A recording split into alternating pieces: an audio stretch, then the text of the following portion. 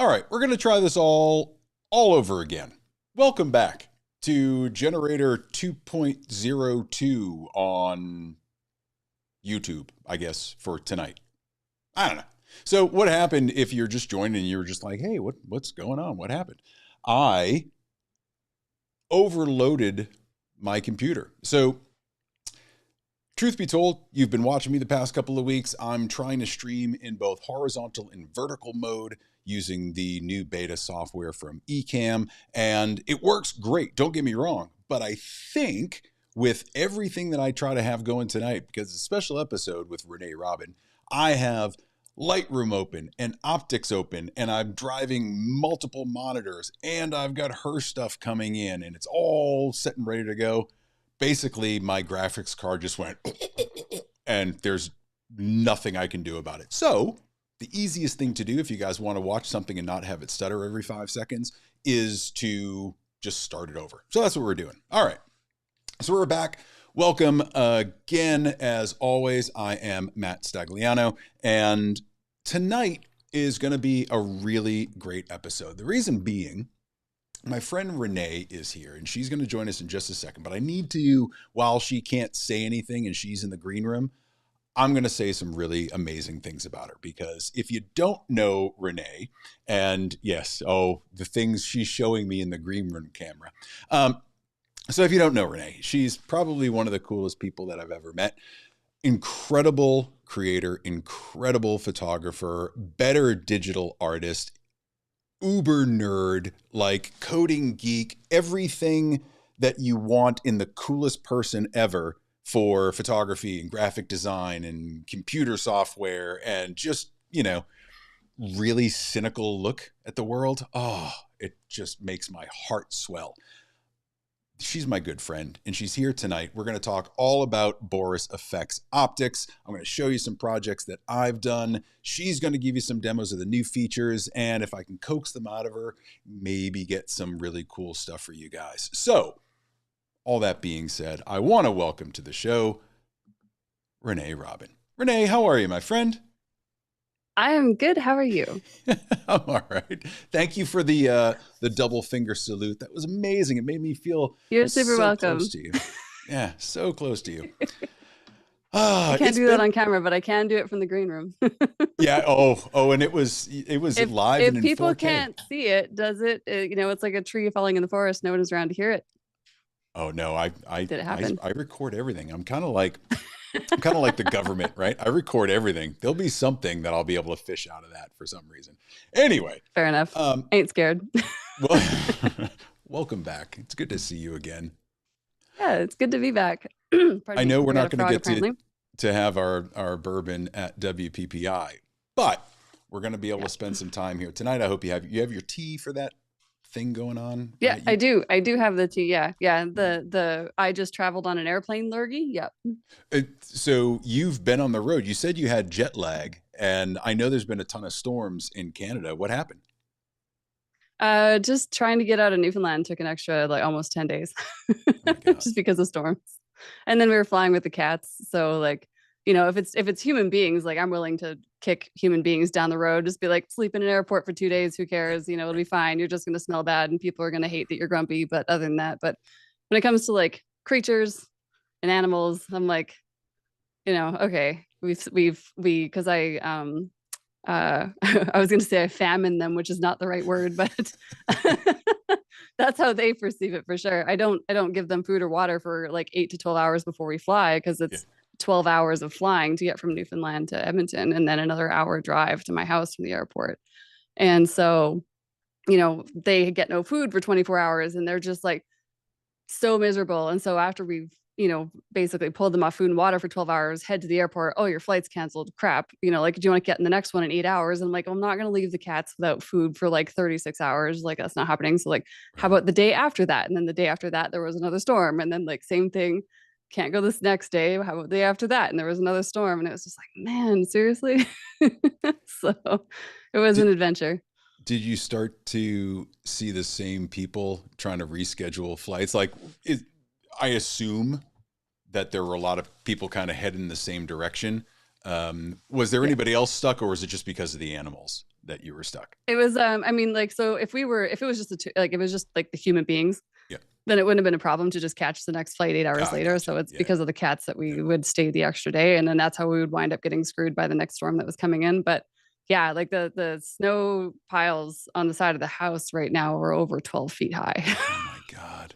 Oh my God. And it's higher now since we left, because there's been 3 more storms since we left. And it's just like Newfoundland is just buried right now. So, and we don't even have it the worst in our neighborhood. Like, there's other neighborhoods in the St. John's area that are just, there's nowhere to put the snow anymore. Right. So yeah, it's kind of crazy. So well, winter, yay! When we make you the 51st state and get Greenland, we'll just put all the snow there and give you guys a much more comfortable way of living. How's that sound? So you know what's really going to happen though, that nobody is ever talking about in America, is that, like, I don't know if you ever looked, I mean, you probably haven't, you're American, just kidding. But if you look at a map of Canada, the population, all the Canadians are just like huddling the border for warmth, right? We are like most of it, and not where I live, of course, but like, the majority of the Canadian population is just like hugging onto the border to stay warm. So as soon as that border disappears, like Arizona is getting swamped with a whole bunch of people who say A. Just Tim Hortons popping up everywhere. 100%. You're going to see a bunch of people who like should not be out in the sun nearly as much as we are, and you're just going to see sunburns everywhere for the first 6 months. And then the price of housing is going to be insane. So, realistically, it's in your best interest to maybe not, but whatever. I stay out of it, right? I'm Maine, so I'm basically like a Mexican Canadian is really what it comes down to. So I think what some of my friends call Canadians, and I know it's a slur, but they call us snow Mexicans. Snow Mexicans, yeah. Moving on from politics. Yeah, monsters. Let's talk about a couple of things. So before we dig into optics, before we get into you showing some of the current features, we'll go through some of my Abraham Lincoln photos, and I'll just show you the fun that I've been having there. And then you can talk about, what might be coming down the line and just get some people excited. But one of the things that you had mentioned to me before was that there's a survey going on, correct? Yes, there is a survey. There's an optics survey. It's definitely more geared towards people who are currently using optics, but also if you have used it in the past, you don't use it now, or if you are curious about it, I mean, yeah, just fill it out. But it is definitely geared for people who either have used it or are using it currently. But yeah, I am data mining the humans. Give me your brains, give me your thoughts. They're literally paragraphs. There's areas where you can actually just give an opinion and just like, let me have it. And man, people have not held back. It's amazing. You're the living embodiment. I do not put this out for people to be polite. Yeah, when you give people permission to not be polite, they're going to speak their mind. Have you met the internet? Yeah. Well, so I mean, I mostly remember that living art thing where there was that woman who stood in the middle of a room where people could do anything to her, and like people were like sticking tacks into her and stuff like that. I'm basically doing like the survey version of that, except you just can't actually get attacking me, but you can get me emotionally. It's like, let me have it. I feel like data mining, while we're talking about performance art, is that robot arm that's slowly sweeping its own oil back to itself, and then it just runs out of gas. Like, I feel like that's all of us trying to do marketing these days. We're sending surveys and newsletters and all the stuff, and then we just run out and just give up, break down. That's what it feels like anyway. I don't know. I'm really bad at giving up. So that's I was taught very, very young, because we grew up on a ranch with horses and stuff like that, and we would train horses. And the rule is, if you get bucked off, first wiggle your fingers and toes to make sure your back isn't broken. Good rule. Secondly, immediately get back on the horse, because if you don't get back on the horse, that horse knows that they can buck you off and you will never be able to ride them. And I apply that to life, which is really unfortunate for the people around me who are just like, can you just stop for a second? I'm like, no. But we don't ever stop, right? I mean, that's kind of the thing. It's why, Not very often. I think we're both entrepreneurs to some degree. Is we don't 100%. know how to just stop. Although to be fair, right? To be fair, I did recently get into playing Space Marine 2, which is like a Warhammer video game. Mm-hmm. Yeah. And it's so satisfying. If you've had just like a really bad day, you just go eviscerate Tyranids for like an hour, because like every level is about an hour, 45 minutes, you know, depending on how bad you're doing. You know, or when you die, it could be really fast because you can also just die very quickly. And I'm not very good at it. But I have separated Monday nights is Space Marine night. And it's like, I look forward to it every single week. I have some friends online. I've been like bullying my friends to be like, hey, you should get Space Marine 2. And they're like, well, I don't really. I'm like, no, you should get Space Marine 2. And it's literally just so that I can have people to play Space Marine 2 with on Mondays. I have like a little Discord channel for all of us set up, and we're just like, all right, who's awake? There's room for 2 people on the team. Let's do this. I don't want to play with strangers. And the first 2 people who respond to the ones I play with. It's funny that you mentioned that. Like, I remember when Call of Duty first came out. It was like the late 1900s. So fun. But that was the thing, was we'd get on there and chat, right? And it was like such primitive chat that you had, right? I wish we had the Discord servers at that point, because it would have just been a whole nother level. But, you know, I think my hardcore gaming days are over. I dug out my Xbox 360 recently and threw in like all my old Black Ops and whatnot. I know it's not Space Marine. Did you like get the steam power going to get it going again? Were you able to get enough water? Did you melt enough water to get the steam? It wasn't water. I actually converted. It's got a V8 that runs on it. So the thing is, I just have to, it's a crank. So it's like a pull start. So once I get at least that it's going, not a kickstart. Yeah. That's the Sega. The Sega's the kickstart. Wailing away on it, getting hit in the shin, going, come on, just start, you bastard. I need to play Soul Calibur right now. All right, I'm showing my age. Let's move on, shall we? But before we do, I put a hat on to hide the grays today. Oh, I have mine sitting around here somewhere. Yeah, in your case, it's a balaclava. Well, oh, wow. Choosing violence tonight. I like this. This is going to be the spiciest episode. I didn't get my Space Marines on Monday. I was going to say that this person's here. If we could, why viewer name? This is the viewer placeholder. Name is there. Amazing. It's going to be one of those nights. Oh, hello. Good to see you. Cool. So this is a lovely human being. Lots of very active optics user too, which is very fun. So yeah, that's a person's brain that I data mine. Awesome. Yeah. Awesome. And just for that data mining, I'm going to throw it while we're up here anyway. Here's that URL for the survey again. Really, Renee wants you to write as much as you possibly can to her. So you can become pen pals, really, is what it becomes. So we're also giving away, we're doing a draw on March something. It's in a week. I don't have a calendar in front of me right now. My memory is terrible. But anyways, in about a week, we're doing a draw of all the people who responded to the survey. We're going to give away 1 free year of optics to somebody in that list. So very cool. It's a draw. I'm going to put that in the description. So yeah, I just wanted to put that up there in case people are watching. It's not a clickable link. Don't start clicking on your screen. Write it down. Pausing. Go to the URL. All right. We are going to move on. Watch this. This is cool.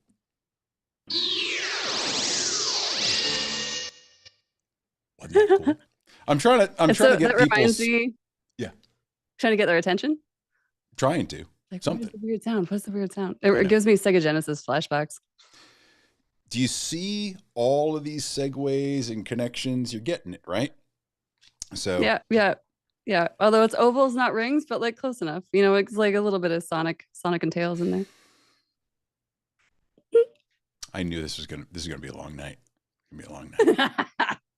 All right. So why don't we talk first about when you were on last, you were talking about what might be coming in optics.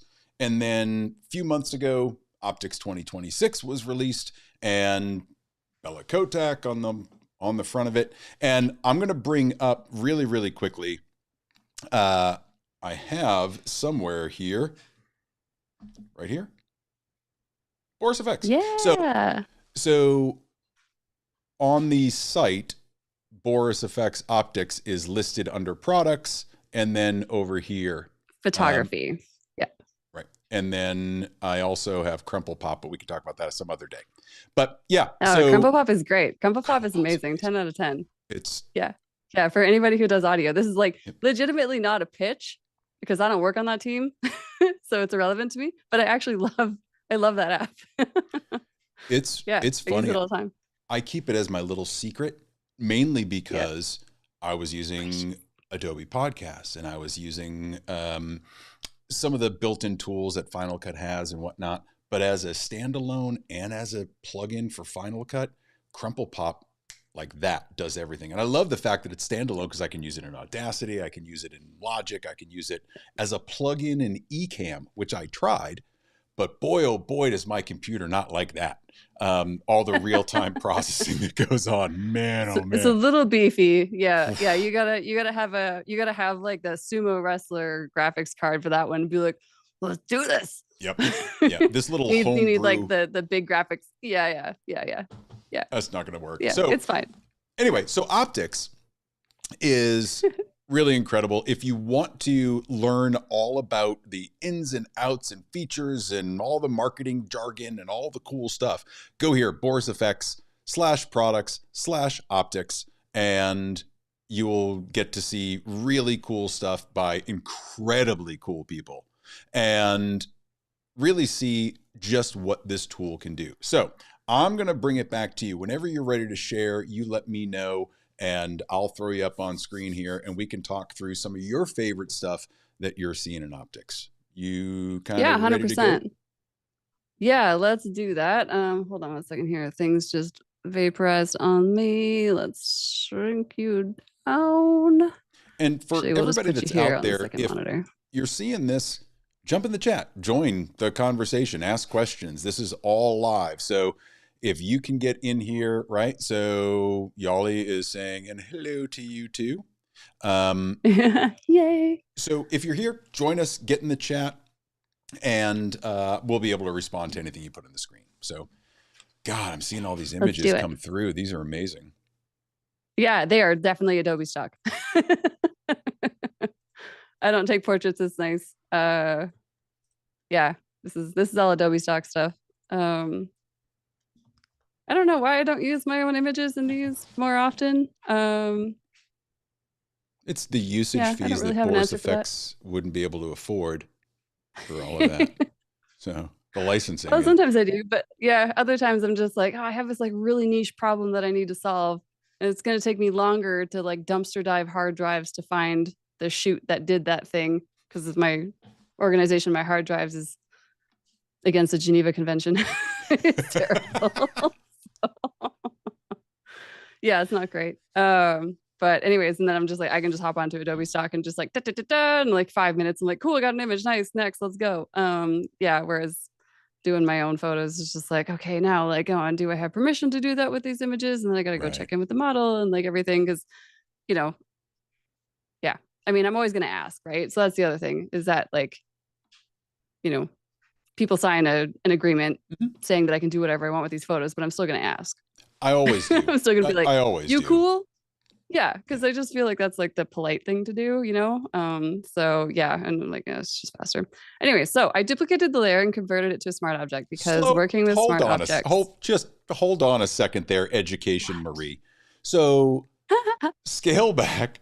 So what we have is we're going to be using Boris FX as an integrated plugin with Photoshop, right? So Adobe. Yes, absolutely. Stock photo here in Photoshop, right? That's where we kind of landed. 100%. Yeah. So yeah, I am here in Photoshop right now. So Optics works in through Photoshop and Lightroom and is a standalone right now. So keep your eyes peeled for updates on that, but this is currently where we are at. And I like to work with smart objects with Optics. So basically I duplicate the layer and I convert it to a smart object. And what is a smart object? So a smart object is basically, this just allows us to open up the file and make a bunch of changes and come back and forth as many times as we want. That is the most simplified version of it possible. If I didn't have this as a smart object, then I would not be able to be like, oh, I like this, but I want to change my mind and just open it back up again and go back into optics. We would have to delete the layer, make a new layer, and repeat the steps again. So optics works great as a smart object. And I recommend, if your computer can handle them, using them all the time.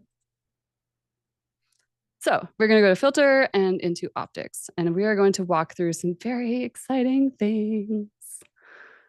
Definitely not going to apply the previous filters and masks because I have no idea what I was doing in here last.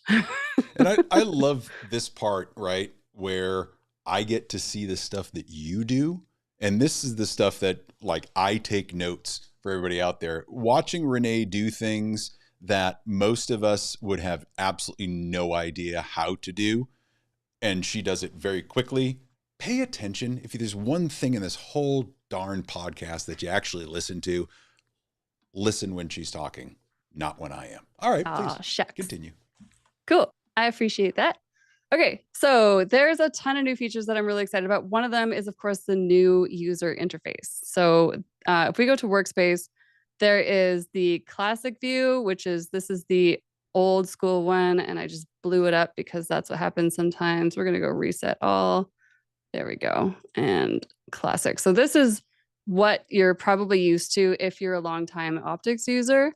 And then if you got it last year, you are familiar with this workspace, which I usually turn this on as well down here. And so here are where all the presets live. And then there's all of the filters in here. Sorry, there's filters here and presets here. I am also dyslexic. But we did make a new default workspace with the intention of making a larger, cleaner workspace, and then basically just 2 panels where everything hides. I also mark the histogram because I just don't care. But it is totally up to you if you want to leave the histogram on. So one of the new features that I'm really stoked about is we have what's called depth map masking. So let's, for example, I organized everything here. So this is the previous, I swear to God, I've only had 1 coffee today. Maybe that's the problem. The old organization, if you're used to optics, is right here where it's color diffusion, blurs, film lab, et cetera, et cetera. But for new users, I switched everything into collection. So this is purpose built. So what do you want to do in optics? So this is the essentials. So if you're brand new to optics, you've never used it before, I basically just say, open up essentials. And for the first 6 months, hang out in this area here. There's enough filters here to keep you busy. You're not going to be bored, but it's also not going to be terrifying. If you want to get scared, text and art tools, huge category, lots of stuff in there. I stay out of there. Yeah. But Essentials is a really great place to get started. However, we are going to go into cinematic effects today, and we're going to pick atmospheric glow. Atmospheric glow is one of my favorite features because it basically does really cool stuff like this. And it's very pretty. But let's say we want this to kind of come from here. And let's play with the intensity a little bit, make that a little bit less obvious, change the color. So I'm basically just modifying on the right-hand side here the parameters of atmospheric glow. So let's see, we want to play with that. We're going to ignore the rest of these. We are going to grab the length of the rays and make them nice and long. Let's hit F on the keyboard to fill the scene. Let's blur them a tiny bit because this was shot with a low aperture photo. So we want the rays to be nice and soft and blurry. And then we can open up smoke and fog in here. And we can kind of play with this a little bit. I'll go to fog and adjust some of that scale, just giving it, like, again, just a little bit more life. Gonna add a little bit of color to it. Let me see. I don't think I want to do any of the other ones in there today. That's too much. We are going to show you the displacement or the depth mapping though. So this is very, very fun. So let's say I just want these rays to be coming through this tree area and in some of the background, but I don't really want it to be affecting the foreground. We're over here in the layers panel on the bottom right-hand corner. There's this little square with a plus in it, and we can open this up, and this opens up all the masking tools.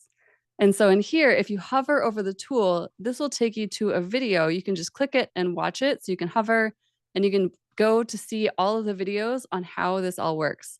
Side note, on the Boris FX website, there is an optics essentials course that I highly recommend you do. It's really quick. Each video is about 2 minutes. So we're going to grab depth map ML. So basically what this is a machine learning tool, and we trained this 100% on all of our own data. So that is also very handy. And I love now, that. If I hit M on the keyboard. Just to interrupt you for a second, and I don't mean to just kind of interrupt, but no, the fact that you guys trained it on your own data and did not do what every other company in the world has done really kind of made me respect Boris FX a lot more by doing that. Just from as an artist that submits things, it just meant a lot. So speaking for the entire community, thank you for doing that. You're very welcome. Yeah, no, content authenticity is like a really big thing for everybody at Boris FX, and myself included. I probably would have a hard time. I just probably wouldn't work with this company if that wasn't something that was like a value. Like I would need that alignment for sure. But anyway, so what this is creating a depth map mask. So if we move this around, you can see how it's like reading the data in the image. And so this is like really, really fun. And I love this. So if we look at this right now, if I hit M again on the keyboard, we can see that this is facing the wrong direction. So I can just hit Control or Command I on the keyboard and invert that, and kerpow, we have this beautiful mask. Now, technically, this is still going over top of her. So I'm going to move this up to here. I'm going to hit M on the keyboard. And now if we turn the layer visibility on and off, we have this beautiful mask.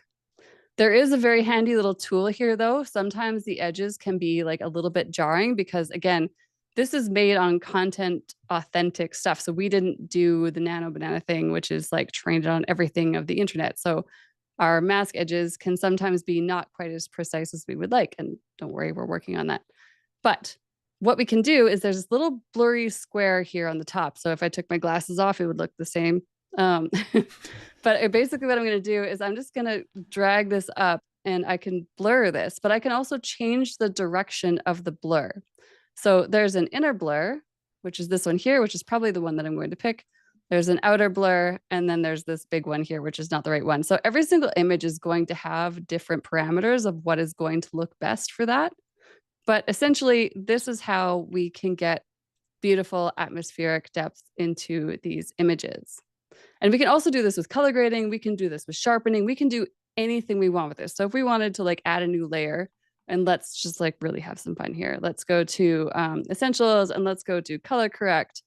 Let's grab, what do we want to do? Where's the new ones? Oh, where's Arrival? That one's one of my favorites. Arrival, yoink. Okay, now let's modify this a little bit. Let's see, let's go here. Oh man, there's this thing called variations. Oh, this is fun. Okay, this is where I start to get like really nerdy. So there's this thing called variations within optics it's basically like a secret superpower that we have hidden in here. And I don't really know how to make it more obvious yet. If you're filling out the survey, if you have opinions on this, please tell me. So anyways, what we can do though, is we can grab the hue of the shadows. So I'm going to click on the word hue. And what this does is this opens up a bunch of variations here at the bottom of the screen, and see where it says 15. I can turn this all the way to 100, and we can see, look at how the hue has changed across here. So look at that like beautiful red one, or this like yellow orange one here. These are really nice. Now, this is only affecting the shadows. We can combine up to 2 variations. So let's grab the highlights, the cyan magenta of the highlights. I don't know what this is going to do. But what this is going to do, it's going to explode. It's going to give us a whole bunch of variations within the highlights of cyan magenta and the hue of the shadows. So maybe temperature, we should try that instead. That is much better. And let's turn down the intensity of it. Let's turn this down to about 57%. Sure, sounds good. And let's pick something kind of painterly. I love this one. So if I click this, boink, this basically regenerates all of the variations. So now we have this up here. So this is looking a little bit strong. I'm going to turn down the opacity of this layer a little bit, but I'm also just going to click and drag this layer mask up. So I just grab the mask, click and drag, and now we have this effect on the background. So let's turn off these variations. I'm just clicking on the word one more time. I'm going to say, well, okay, let's grab the midtones because it's masked right now. And let's say I wanted to like cooling it down is the wrong answer here. Let's reset that. Let's warm that up a little bit. There we go, like that. And so now, if we wanted to compare this before and after, we can compare here and see, okay, did we make a good choice or not? And I quite like this personally. So I'm going to hit the A-B button at the very top again here. And then if I really wanted to, I could make another layer here. And let's go down to, let's see, Magic Sharp. And we wanted to sharpen this image, but we don't want to sharpen the entire image. We just want to sharpen parts of the image because, again, this is shot at a nice low aperture. What I'd like to do is I'm going to grab this mask, click and drag it up on top of Magic Sharp, but then I'm going to double click on the mask and hit Control-I and invert it so that the sharpening is only on my subject here. And this is also a little bit too strong. So what I'm going to do is I love to turn up the sharpen amount way too high. And then I grab the threshold slider on the right-hand side in the parameters, and I pull the threshold until just the areas that I want to have sharpened are sharpening. So you pull it like so, and then I turn the sharpen amount down to a more reasonable level. Make that a little bit further. There we go. Yeah.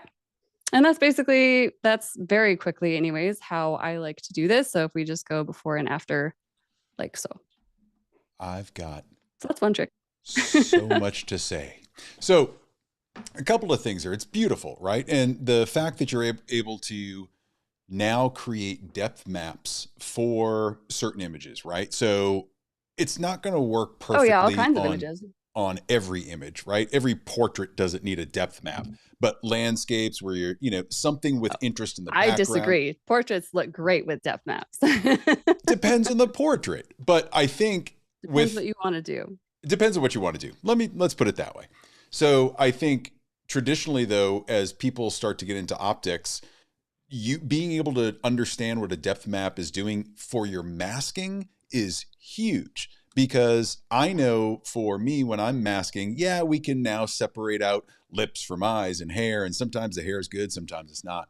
But being able to set the parameters and then move that mask up and down, and as if you're moving in, 3 axes, it's now going further away and closer, really is impressive in that sense of how quick you're adjusting your masks to make those minute details to your midtones, right? And then being able to separate the subject out a little bit more. It was so fast, so easy. Couple of things there.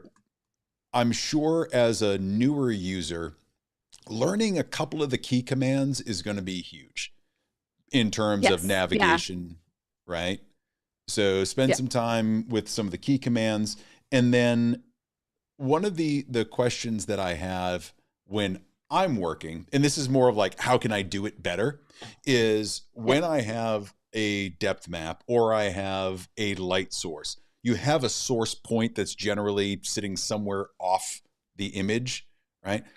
What's the best way to go about quickly seeing that and adjusting it? Is it just zooming out and then, zooming way in and zooming out and adjusting that point? Or is there something I'm doing incorrectly? Let's go back into optics because we have a smart object. We can just double click that layer and open it back up and hit apply previous filters and masks and hit yes. And it opens everything back up again. Let's turn this off. And you wanted to go to atmospheric glow. Yeah. And you said you want to find out the direction.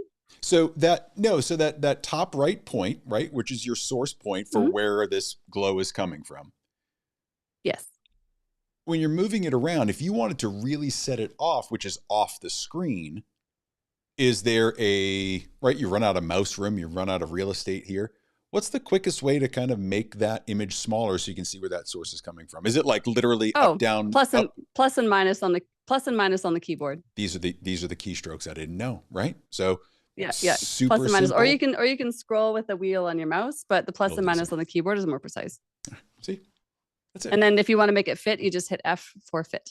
I know some people. But you know what's really handy? Yeah. You know what's really handy if you really want to answer things quickly? I do. So we have help. There's a user guide here. You can hit F1, download it, load it into Claude or ChatGPT or whatever, and then ask it questions. Based on this document, how can I fastest blank? It'll change your life. Oh my God, you really did just change my life. Because I'm a big user of help in any software. Never thought about that. I do it all the time with all kinds of software, all the time. I'm just like, get me a user manual, slam it into like whatever AI I'm using, and just like, how can I blank? Or if I'm looking, this is also really handy. If you're looking for documents on a government website, get the link to the website and be like, where do I find the application form to put solar on my house at this website? And it just goes, here you go. And it's just like, oh my God, it's so much faster. Oh my. Yeah. I can end here and feel like I did my job as someone that brings art and technology to people. I feel like I can stop right here. All right. Let's move on to portraits, since I shoved my foot basically knee deep into my mouth and said that depth maps weren't going to work well on portraits, even though I know they do. Hello There's there. some cat tags. Well, hello. Yeah. How are you? This is Mr. Kitty. That is He's going to complain. Chillin'. Doesn't get any love. Yeah. Right? He's going to sit on my lap for about 2 minutes or 3 hours. Be one of the two. He was like doing the like figure eight around my feet, and he's just like, you're supposed to trip. Why aren't you tripping? And so I was like, all right, you can come up and hang out. You can say hello to everybody. Constantly plotting against you. They are the cats. Yeah. Yes. 100%. Okay. So we want to show, there's one more thing. So if we turn this on, so one thing that is going to happen here though, especially with atmospheric glow, and I should show this because we were talking about atmospheric glow. So if we hit apply, there is this multiplier effect that happens within Optics, because Optics is a very simple program and simultaneously a very advanced program. So it's a little bit like complicated like Blender, but also it's just filters and presets. But I think it's what you can do with it is very deep, right? So you can surface level Optics really easily, and then you can like go into the deep end if you're part of like myself, part of the alphabet of mental health disorders. You're just like, I have to know how everything works. This is a really great program for you. But also if you're just like, I just want to just put nice color grading on and it's fine, or like play with lens flares and it's fine. There's basically a way to drive this either way, right? But one thing that does happen, and this is an advanced thing, but it will make you crazy. So if we hit apply right now, what's going to happen is you're going to see this image is going to increase in contrast and saturation significantly. So see how this looks completely different. Yeah. What's happening here? See this here? So what's happening is there is an alpha channel. Basically, there's a mask that is generating within Optics. So if this has happened to you and you're just like, I don't understand what is going on. The fix is very easy. Okay, Mr. Kitty's leaving already. Okay, the fix is very easy. So again, this is why we like to work with the smart object. We're going to hit apply previous filters and masks. We're going to say yes. We're going to create a new layer. And this, if you're getting semi-transparencies in your photo after you're in Optics, this is the fix. So I'm just going to, for the easiest sake, we're going to go to filters, we're going to go to color, and then we are going to go down to S channel switcher. So S channel switcher is going to have a little thing here called restore alpha, which is right here. And I recommend favoriting this. You can just hit the little star right there on your layer, and it's going to show up in your favorites list here at the bottom. So what this does is this restores the alpha channel on your image. So it basically just means that all of the semi-transparencies are neutralized. Everything just looks exactly how it's supposed to do. So you hit apply, you change nothing, you change no settings. You literally just hit restore alpha.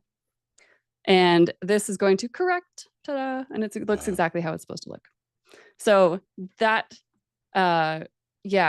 before I worked at Boris FX, I thought I was going to have a stroke.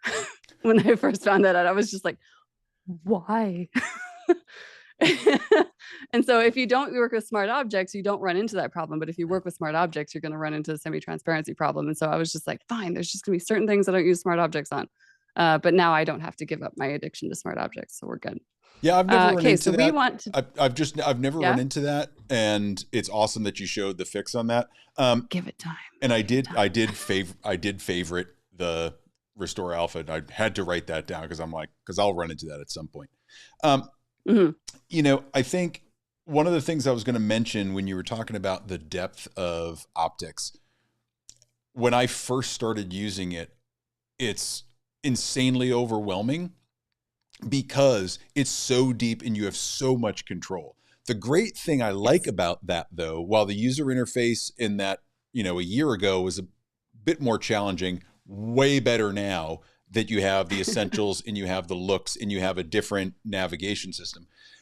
The thing that I like is that you can do the same thing like 15 different ways, right? You can click on the filter, you can find it in a different place over here, and you can, start clicking around is the best way to learn so that you can really understand, oh, this is how they put thought into how they designed where things go, how they're connected.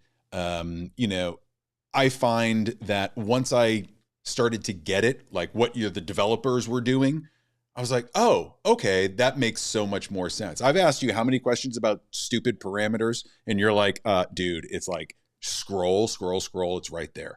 So I think it's a matter of I never assume somebody is stupid because I know that optics is very deep. I mean, I've been using it for 6 years now. I found it in 2020 when they launched. Yeah. And I used it for 4.5 years before they hired me. Yeah. So I get that it is. I mean, it's like learning Photoshop the first time. You're just like learning Photoshop when I learned Photoshop the first time in 1997 was way easier than trying to learn Photoshop for the first time now.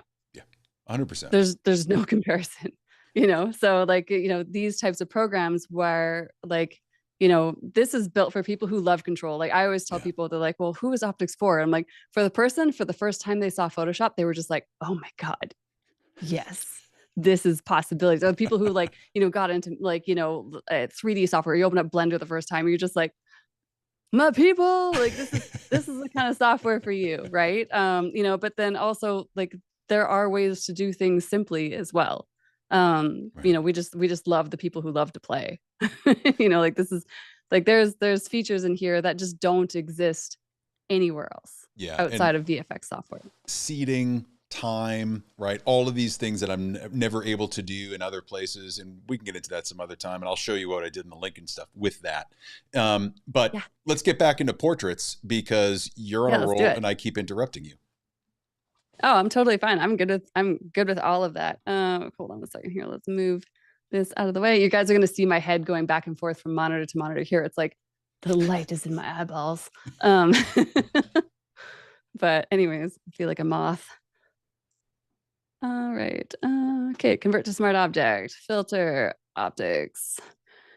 Now let's try the depth map mask on this one. I actually haven't tried it. I haven't tested it on this one. So we're going to find out for sure in real time if I am a liar. So let's go to collections again. Let's go to essentials. Let's go to mist filters. I love the mist filters. They're so pretty. Now these were you guys developed these with like Tiffin, right? Tiffin, yeah. So with Tiffin, the black mist filters for me go on every single image I put out. They're amazing. Yeah. So the mist filters was why I initially pulled the trigger on optics the first time in 2020. Because I was just like, my last step in every composite was just like black mist filter number 2, number 4, somewhere between there. I mean, it's still favorited, use it constantly, even though there were so many other tools. Mist was just a staple and it remains to this day a staple. It literally is the last step I put on every single composite that I do now. Love it so much. So, but let's try this as a depth map mask and let's see what happens. Cool. So let's do add mask and do the depth map. I'm going to let the model load. Also, by the way, so just so you know, you can be completely disconnected from the internet and this is going to work. This runs 100% on your machine. This doesn't use credits. This is literally just all on your system. So yeah, you can turn everything off if you want to, and it's totally fine. Love that. So let's hit M on the keyboard. Oh, look at that. Look at it. Okay. All right. You win. It's so pretty.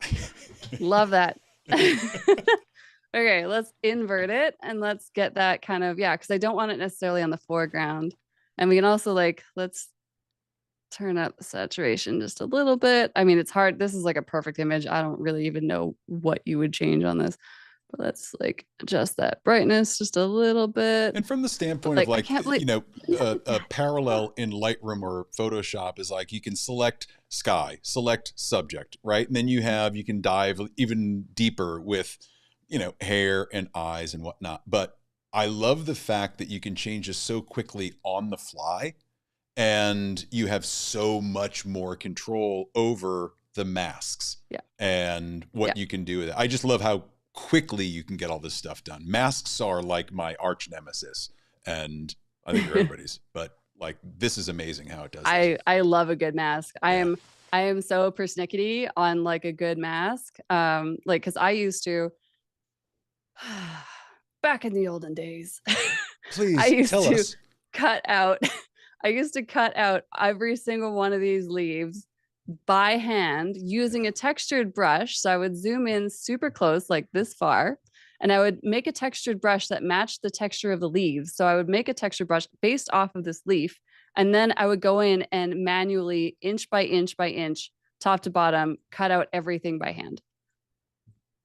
Wow. So when we're building the masking tools here for optics, I'm applying the same level of like, has to be perfect. I love the fact that the neurodivergency comes out as a superpower in all of this stuff. And I'm like, you're a fortunately, hero most to all of the team us. is the exact same way. Most of the team, well, I mean, the whole team is like the whole way. It's just like, we're all just alphabet soup. You know, we're like, it has to be exactly right. Otherwise we're not releasing it. And I respect that. Yeah, me too. Me too. All right. Yeah. But so anyways, totally works on portraits. But on the topic of, so let's talk about a different type of mask that we have now, which is really, really fun. Let's go over here. Now, there's nothing wrong with this photo, but let's pretend that we had a client and they were like, they didn't like the makeup that the makeup artist had done. Mm-hmm. Oh my goodness, why did my monitor just die? Perfect, awesome. Tech gremlins are still here. It turned back on, so we're fine. The color profile completely changed. Cool, deal with that later. Anyways, so, and I don't know if anybody who works with portraits, this, if it hasn't happened to you yet, it will. Mm-hmm. Where your subject is going to be like, I hate this makeup, but I wasn't willing to say it with the makeup artist there because I didn't want to offend them, right? Yes. So I can't remove makeup with this, but I can add it, for example. So we're going to go filter and we're going to go into optics. Again, you made it a smart object. We're going to say apply previous. Yeah. Sorry? Again, you made it into a smart object before going into optics. Cool. 100%. Yeah.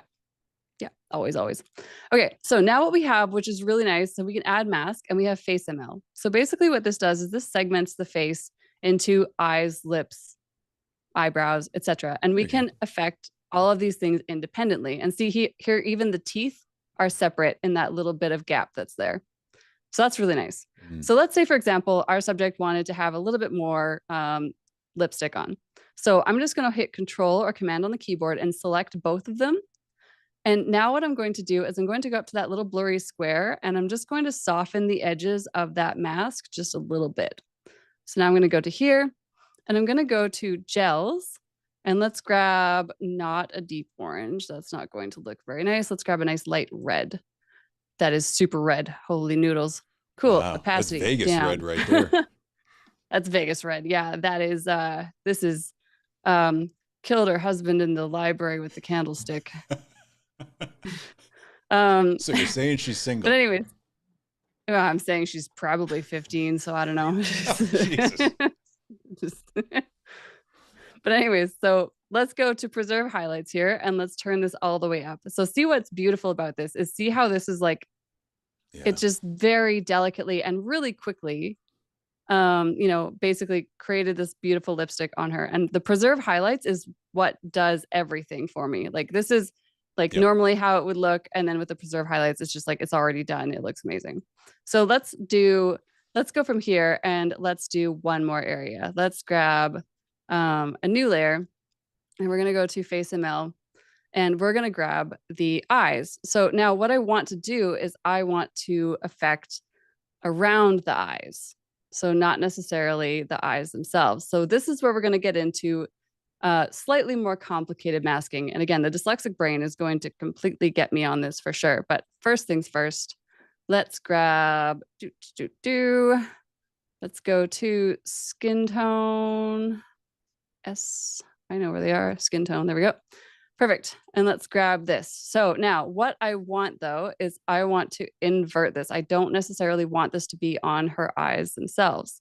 I just realized I did this 100% backwards. We're going to delete that mask first. We're going to go here. We're going to go paint mask. I'm working on this being a tutorial and I just obviously have not recorded it yet because you guys are getting the version of me that hasn't practiced.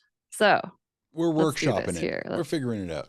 Yeah, we're workshopping it. Okay, so let's give this like a nice dark brown eyeshadow. And we're going to go here and we're going to go over, and I'm doing this with a mouse, so forgive me. I'm so sorry to your beautiful model. You are amazing. I'm low-key butchering your face.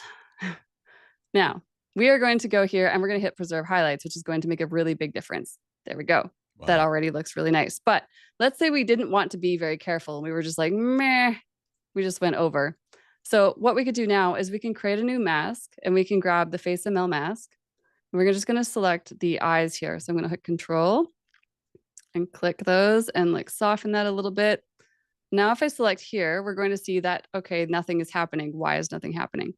What we want to do is we want to change the blending mode of the mask itself. So we put it onto a blending mode called Subtract. So there's basically 3 modes here. So there's the first one that's normal, and then there's Subtract, and then there's Multiply. Subtract means I'm subtracting the yellow mask from the mask that's on top of it because I did a sloppy job, right? Mm-hmm. Because I was in a hurry. So we're going to hit Subtract, and we're going to apply this. So that already is just like done. Wow.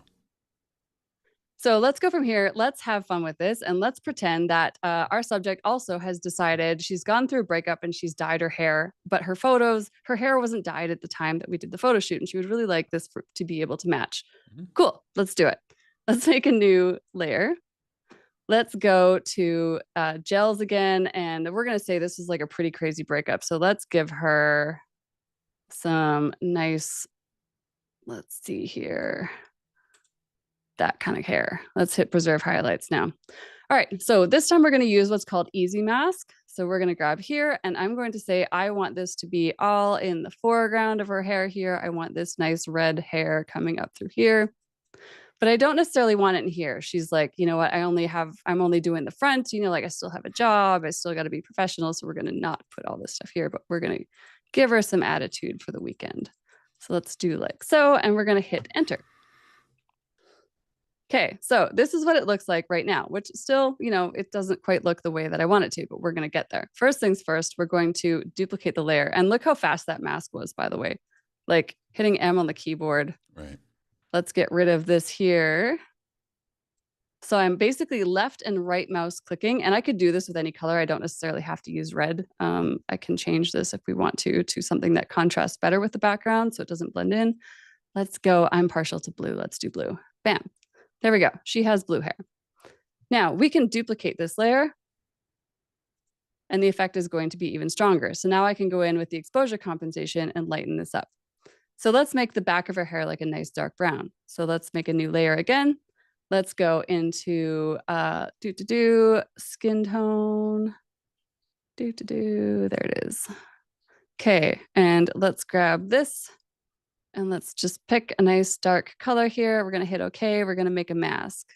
So easy mask. And we're just going to put this onto the back of the hair. We're not going to have it on the front. We're going to get rid of all of this here.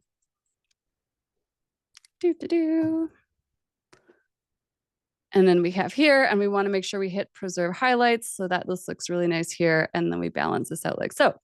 So right now, like she's starting to look like a little bit of a mini me, but it's fine. We're going to pretend my sister does not dye her hair like this ever. So we're going to pretend that maybe I have a sibling, but every good goth knows you should dye your eyebrows to match your hair.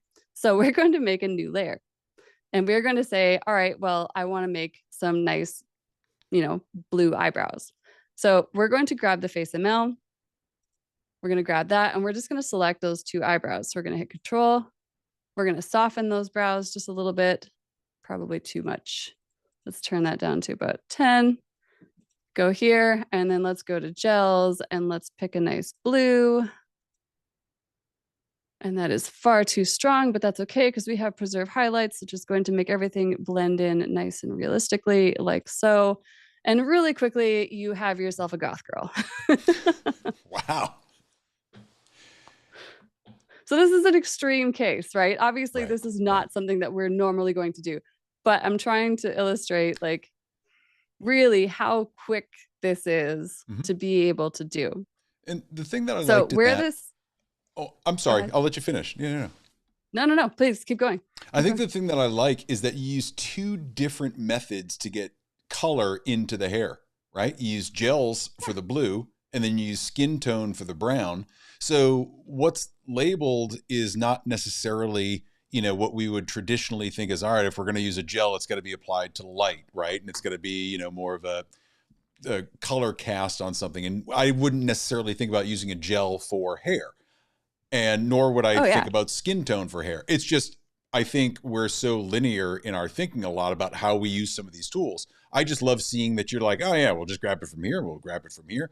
And it all applies and it all works, right? So really digging and you that. can also name your layers. So if you have a bunch of them and you're not sure like where everything is, you just use, like me, you know, like 7 layers of gels. Right. You're like, oh, I don't want to turn them on and off again to figure out which one's which. You can just dash lipstick, you know, dash eyeshadow. It's the only way and that it'll I can save keep in the smart object. Yeah, it's the only way that I can remember what tool I used and what it's for. Otherwise, it all just says light, you know? Oh yeah, 100%. Yeah, definitely name your layers, without question. But where this gets like really fun, so let's hit apply because but let's do something a little bit simpler and a little bit more realistic to what I think more people are going to actually be doing. So let's duplicate this layer, and we're going to convert this to a smart object. Now we're going to go filter, Boris FX Optics, and let's make realistic adjustments here. Okay, apply previous filter to the mask. We're definitely going to say no. We're going to go into the face ML and we're going to grab the eyes, for example. So let's grab here and hold control and let's soften that. So I'm just going to soften that by about 4. I'm going to go to essentials and we're going to go to curves. And let's just add, let's double click back on our layer here. Zoom in nice and close to the face. There we go. And let's add just like a gentle S curve to the eyes themselves. So we'll make them a little bit brighter, a little bit more contrast, just like giving them a little bit more life. And again, like this is a perfect portrait. Right. Really need to do anything to it, but let's pretend, right? What are the things that we do a lot to portraits? So we're going to create a new layer. And let's say we're going to go back to our face ML and we're going to grab just the lips. So we're going to grab here. Again, we're going to soften this just a little bit. Let's pretend we have a set of images, right? There's a whole series of shots that we're going to do. We're going to gels and let's go to just like a soft pink and turn that up and make that just a little bit more gentle. Again, just like soft adjustments here is what we're going for. We're going to create another new layer and let's go and let's go to eyebrows. So we're going to go to face ML. She's blonde, so this is a terrible example, but every blonde knows like you don't mess with eyebrows. You make them too dark and somebody's going to lose their mind on you. But we're going to go here and then we're going to go into skin tone again. SK. There we go. And let's grab skin tone 8 and just turn that up and add the exposure adjustments here. So like really simple, something simple, right? Again, that's probably rare. Let's make that a little bit more. There we go. That's a better color. Okay. So let's just pretend this is where we're at, and this is what we like, right? We can also add a new layer here and we can do the same thing for the skin itself. So let's go to face ML. She has perfect skin. Like I said, she's probably 15 years old. So it's like, you know, she's not like the rest of us that are rotting at an accelerated rate. But we go to, let's go to Beauty Studio and just add like, basically just like a very simple beauty effect here. It's probably a little too strong. Again, this image is already perfectly retouched, but we have all of these adjustments here that have now been made, right? Mhm. So what we're going to do is we're going to save this as a look. So we're going to go File, Save Setup, and I'm going to call this Beauty Makeup. I've already made one of these before, Retouch 02. We're going to go Save, and then we're going to go File, and we're going to import this look. So basically, this is like a preset. As you can see, I have one or two. So Beauty Makeup 2, open. We're going to add this to existing looks. And now underneath Essentials, there's a looks category here. And these are where all of these presets live. So now Beauty Makeup Retouch 2 is there. So if I hit apply, we go, okay, this is good. The eyes are a little overbaked, but just roll with me here. So we have this adjustment now, and this is basically just like this little tweak that's been done to the face. Again, a little strong, but trying to illustrate a point. If we go to a completely different face, we go to Filter, we go to Optics, and we're going to pretend that we rebooted the computer. So applying a previous filters and masks is going to do nothing. So we're going to say no. We're going to go to Looks. We're going to go to grab Beauty Makeup Retouch 2. It's going to load all the face ML, so it takes a minute. But there we go. Before and after, you can literally just batch apply this stuff. Again, the eyes are way overcooked on this one. We're going to bring that down a bit. But anyways, very quickly, you can just like save this preset and be like, this is exactly how I want this to look. Simple, cleaned, delicate edits. And it automatically regenerates to a new face. And these are some of the things that I really like because of it will find the face, it'll regenerate everything. Instead of just replicating the mask, it's really thinking about what's in the image and, you know, taking into account the variables that are in the image itself and then applying smartly to that. Right. So yeah, this is great for, you know, someone like me that is going to show someone, I don't know, 30 to 100 images at their reveal. In preparation for that, I can go make some quick adjustments, save it as a look, and then right across the board, just apply it to every image and make the same general updates, especially the makeup side, right? Especially the makeup. That's exactly right. That's exactly right. So the nice thing about this also is you can batch process in Optics. Yep. You're doing the standalone though. You can't do it through Photoshop, but you can batch process through Optics. So, but we're in Photoshop right now, so I will not walk you through that. But anyways, that is like one of the really nice things about FaceML is that, it will just refine the face. It hates hats right now, so we're working on that. So if somebody's wearing a hat, it kind of just goes, there's no face here. So like me, it would be like, that's not a face, that's an alien. So weird. Wow, really, really, really, really cool stuff. And I mean, the thing is, we could sit here for hours and hours and go through all of these different use cases. I think for someone like me who's been using it for about a year and has still not probably scratched the surface of what it can do, some of the things that I've found really, really helpful have been just the play with no expectations.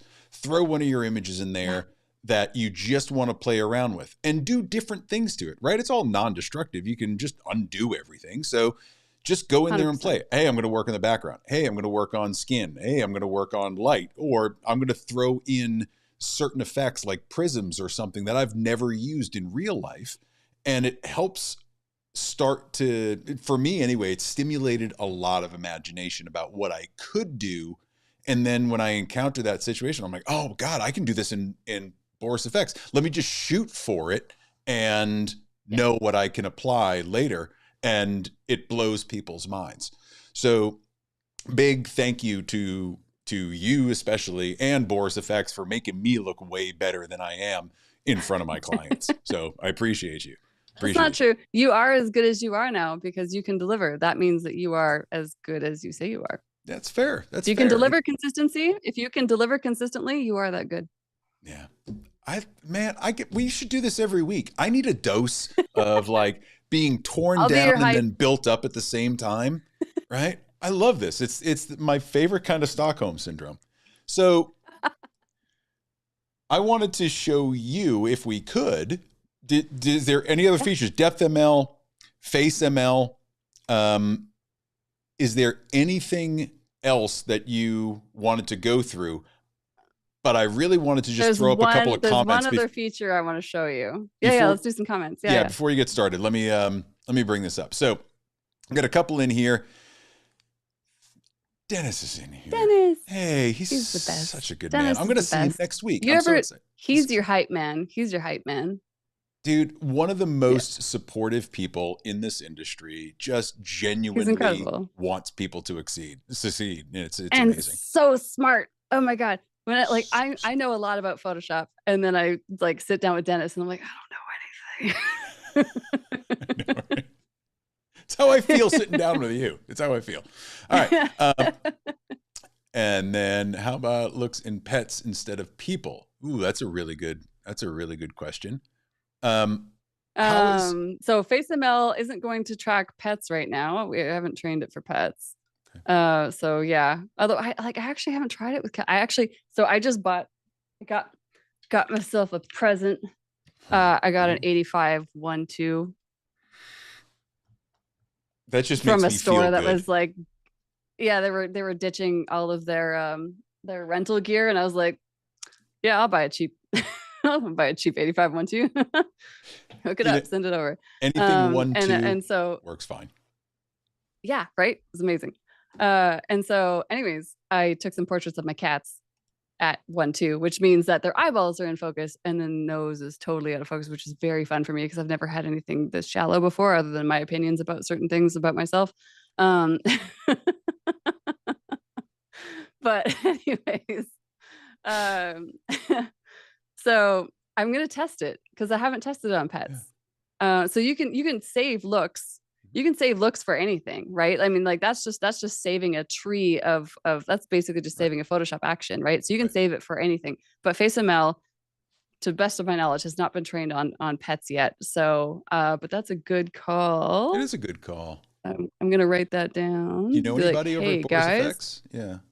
Yeah, I might know somebody. The best part is that like because we train on our own data, we're gonna be like, y'all have pets. Take photos of your pets. My God. Lots of them. You're gonna get flooded. You know, Becca's here too. Like it's all the stuff. Becca. This makes my heart feel so good that Becca is here. Thank you, Becca, for showing up. I appreciate it. Becca's another person who's forgotten more about Photoshop than I'll ever know. Big respect for that artist. She's amazing. She's incredible. All right, let's see who else is in there. Thanks for the ego boost. You don't even have an ego, Dennis. You've been doing this far too long. You're too good at it. All right, let's see what else we got. My camera doesn't see above 1.2. You're gonna create magic. Love that. Kit Sora. Kit's great. Kit is a wonderful human being. So Kit is in Newfoundland and currently totally buried under snow. Kit's great. Yeah, big fan of that human. In New England here, we got like, not to bring it back to snow, but they got like 30 inches. My folks got like 30 inches down in Boston, and we got nothing here up where I am at elevation. And I still think that's a lot of snow. 12-foot drifts against the side of a house, it still blows my mind. So I don't know how you do what you do. There's a great video that Kit sent me of her partner jumping into a snowbank, and he's like not a short guy. He's like a tall dude, and he had to jump and just like face planted into it, and he still has like 3 more feet of snowbank above him, and he just like starfished into the snowbank. And that's like him jumping up, and above his hand there's still like 3 more feet of snowbank. God. Wild. It's crazy. Yeah, I think they're like literally reaching the limit of like how high they can throw the snow when they're clearing the driveway now. Like physics is just not allowing for it to be further. Nope. Places. I'm going south. I'm not doing this. We're not gonna talk about this. All right. So I like to live where the air hurts my face. You were going to get a little bit more into some more images and just show us a couple more tricks, right? Just really quick, one more thing that I'm very excited about. Yeah. Very excited about. So we're gonna duplicate this layer and convert it to a smart object, and we're just gonna like really quickly show this one feature. Now, I know you love the light gobos. I love. I have a soft spot for them. Yeah, absolutely. Yeah, the light gobos are great, and everyone else is like, "What is the light gobos? What are you nerds talking about?" Oh my God, let me show you. It's so good. Okay, so let's go to Let's go into cinematic. Actually, let's go to light. I have the multiple filters exist in multiple places, but sometimes I'm just in the habit. Anyways, check this out. So these are really fun. So we can like turn and adjust these, and we can like move them around and make all of these like fun little things. So we're going to grab the easy mask and we're going to put this onto the background. And so this gets ridiculously fun really, really fast. But I had a lot of fun and I basically made almost 100 new light gobos for photographers specifically, because that's how my brain works. Yep. So because I was like, hey guys, how hard is it to make new filters? And they were like, well, you just have to make them. And I was like, challenge accepted. So we can sort them here. This is all, and we can go into new.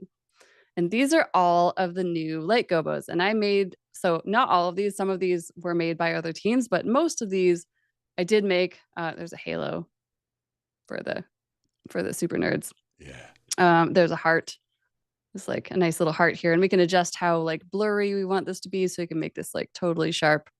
We can also like adjust the color if we want to. Let's make it nice and yellow. Let's make that just a little bit softer, something like that. We also have like circles and like halos and all of these things. I have these ones, which are really nice. I'm a big fan of these ones for like portraits that maybe don't necessarily show the floor. These ones are really, really pretty. So I totally love so many of these. I spend so much time in this. Spend so much time in here. Yeah, favorite them. Lots of favoriting. I recommend lots of favoriting, all the favoriting that you can do. Very excited about all of these. They were a ton of work, but it was so much fun. And I'm really, really happy with the results. There's even like some light, look at the goobery things. You know, the ones that you've released in the 26 version, how That's many these ones, yeah. more were added is phenomenal. Like, when I was using it was almost 100. Yeah, before the release, I was just like, wow, these are some cool windows. And then like, can we do some cathedral? Oh, look, there's cathedrals. Oh, there's some French doors. Oh, palm fronds. Like, there was so much stuff that you added in so quickly. And really, it has stepped up a ton in my creative edits. I have optical spots in the studio. That's what I'd love to hear. With Gobos. Yeah.